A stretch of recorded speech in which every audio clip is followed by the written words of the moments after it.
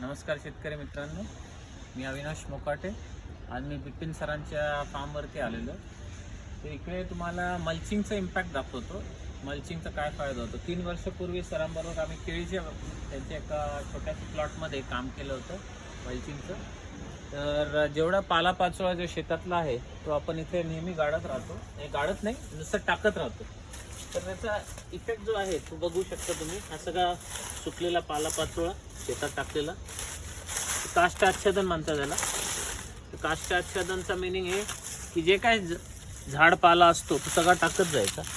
आता इथे तुम्हाला बघायला मिळेल की बुरशी बघा, ही पांढरी पांढरी जी बुरशी ही सगळी मायक्रोरायझा तयार होत चाललेला आहे. हे बघा इथे लक्ष द्यायचं. आता हे सगळे जे आहेत ना, हा जो फंगस आहे हा जमिनीला पोषण देत राहतो, झाडांच्या मुळांना पोषण देत राहतो. ह्या जमिनीमध्ये ह्या वरच्यावर तुम्हाला मुळ्या पाहायला मिळतील. हे सगळे फीडर रूट्स आहेत वेगवेगळ्या झाडांचे, केळीच्या झाडांचे. आता हे केळीचं जे बेट आहे हे एवढ्याशा बेटामध्ये कितीतरी किलो अन्न तयार होत राहते. या झाडांची मुळ्या इथे फुल भरलेल्या आहेत आणि सगळ्या वरच्यावरच आहेत. हे वरच्यावर तुम्हाला पाहायला मिळतील मुळ्या. आणि हे ह्युमस फॉर्मेशन होत चाललेले आहे वरच्यावर जेव्हा आच्छादन पडतं. आता याच्यामध्ये चिखल हा प्रकार नाही आहे, हा सगळं सुक्का आहे. माझ्या हाताला कुठेही चिखल लागत नाही. आणि याचा जो वास आहे हा अतिशय गोड चांगला. पहिल्या पावसाळ्यात जसा वास येतो तसा याचा वास येतो. इतका सुरेख वास आहे. मल्चिंगचा हाच फायदा आहे. तुम्हाला काही खताची गरज पडत नाही आहे. फक्त याच्यामध्ये एक प्रयत्न करा, प्लास्टिक वगैरे पडून नका दे. आता इथे इतकं सुंदर मायक्रोरायझा आलेलं आहे सर, बघा इतकं सुंदर आहे. बघा हा मायक्रोरायझा बघा किती मोठ्या प्रमाणावरती बुरशी तयार झालेली आहे. आणि ही सगळी चांगली बुरशी आहे. हे बघा इथे तुम्हाला एक आळी पण दिसेल, पण ही झाडांना नुकसान नाही करणार आहे. हा व्हाईट ग्रब म्हणतात त्याला. ऊसामध्ये हा फार मोठ्या प्रमाणावरती असतो. पण हे पूर्ण ह्या जमिनीमधले जेवढं आच्छादन आहे त्याला खात राहतं आणि याच्यातून अन्न जे आहे पूर्ण झाडांना जमिनीला पोषण करत राहतं.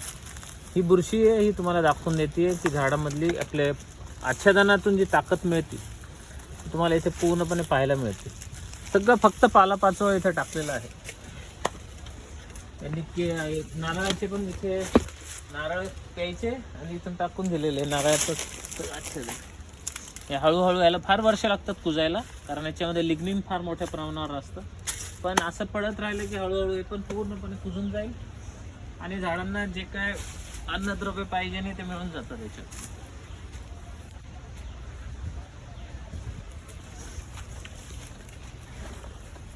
इकडे यांनी गुलाबाचं टाकलेलं आहे.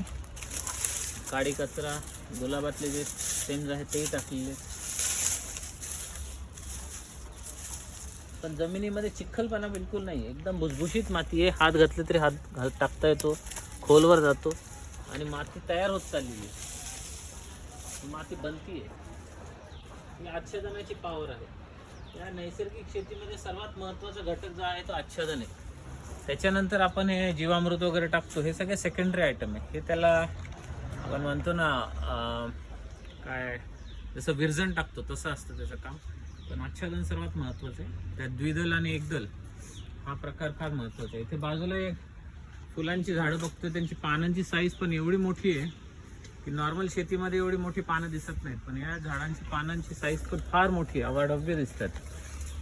हे लक्षात येईल बघा. पान, माझा हात बघा त्याच्यावरती केवढा लहान दिसतोय. एवढे मोठे मोठे पानं आलेले त्याला. केळीचा घड पण बघा, फार सुंदर केळी, पूर्णपणे नैसर्गिकरित्या तयार केलेली केळी. गोडवा अतिशय चांगला आहे त्याचा. धन्यवाद.